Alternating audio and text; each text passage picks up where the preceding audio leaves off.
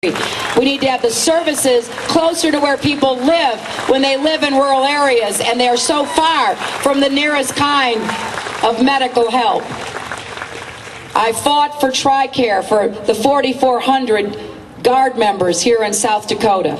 I fought to raise the death benefit from a pittance of $12,000 at the beginning of the conflicts to $100,000. I have fought against the Bush administration's ill-advised and mean-spirited effort to take away the signing bonuses from those who were injured in the line of duty. That was not reflective of American values or American support for those who serve. I have fought to change the law to expand the Family and Medical Leave Act so that families can be with their loved ones who have been injured in combat without fear of losing their jobs. And I have led the fight to provide more services to those suffering from traumatic brain injury. I bet every one of you knows someone who has served, and too many of them are coming home with what is the signature wound of these conflicts. It was probably present in earlier conflicts, but we didn't diagnose it. I bet a lot of it was attributed to post-traumatic stress disorder because it evidences itself in loss of memory and anxiety and stress. I was out at Walter Reed about a year and a half ago now, visiting some of the wounded from New York. And I was walking down a corridor and I saw a young Army captain. I said good morning to him and he stopped. He'd lost his right arm in a convoy attack in Baghdad and he lost the ring finger on his left hand. I said, "Captain, how you doing?" He said, "I'm doing fine, ma'am." He said, "You know, I'm learning how to use my prosthetic and I'm getting along. The people are really good to me." Then he stopped and he said something that was seared into my brain. He said, "But where do I go to get my brain back?" He said, "I went to West Point. Nobody ever had to take care of me before. And every morning now my wife has to give me a list of where I go and what I do when I get there. I will not rest until we have adequate services for every single one of our young men and women who were injured in their duty to our country." So as your Commander-in-Chief, I will respect and honor our troops. I will take care of their families. And I will know that we have the greatest military in the world. But force should be used as a last resort, not a first resort, in dealing with the problems that we face.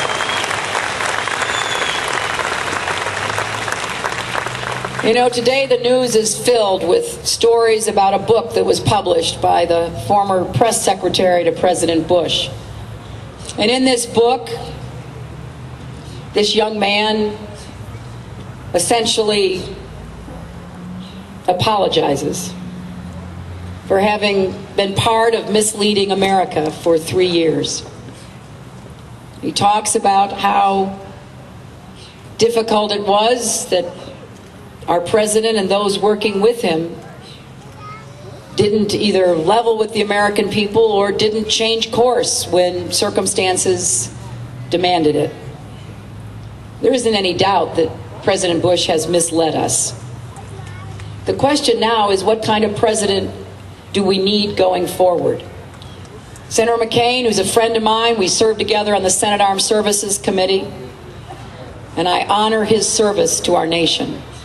Promises more of the same. More of the same in the economy and more of the same in Iraq. We need a president with a proven track record and with the strength and experience to level with the American people and to undo the damage that has been done to our military, to those who serve, to our standing in the world. If you give me the chance, that is exactly what I intend to do.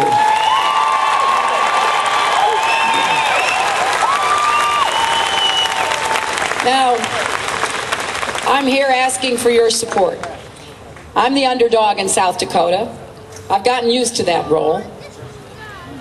But as this election has gone on, I've gotten stronger and stronger. And since February 20th, I've won more contests, won more votes, won more delegates.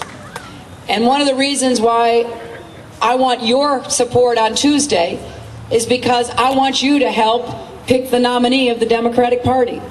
And I believe that if South Dakotans come out and vote for me, that will be further evidence that I am the stronger candidate to take on Senator McCain. Because ultimately, that's what this primary process has to be about. Two good candidates, a historic election. It's been an unbelievable experience, not only for those of us running and our wonderful staffs and supporters, but for the Democratic Party and the country. Because no matter what happens, we will have made history.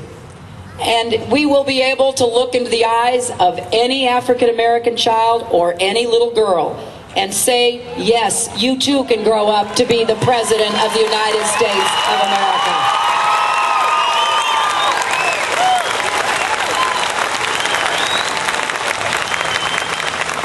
And in an election, you can vote for or against somebody based on anything. That's our right. So I want you to think about your decision on Tuesday more in line with a hiring decision. Because, in effect, that's what you're doing.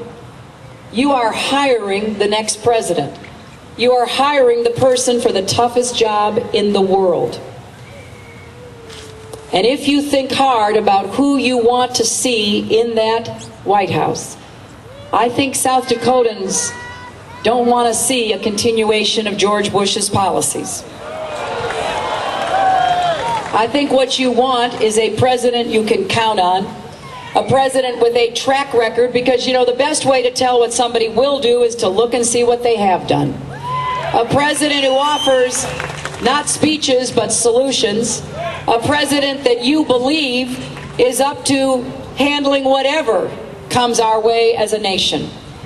If you will go out and vote for me on Tuesday, South Dakota, I will stand up and fight for you and for your families and for your jobs and your health care and your education. I will fight for our veterans, and I will do everything I can to make sure that you and I together put America back on the path to progress, making us feel that America's best days are ahead of us. Thank you, and God bless you, and God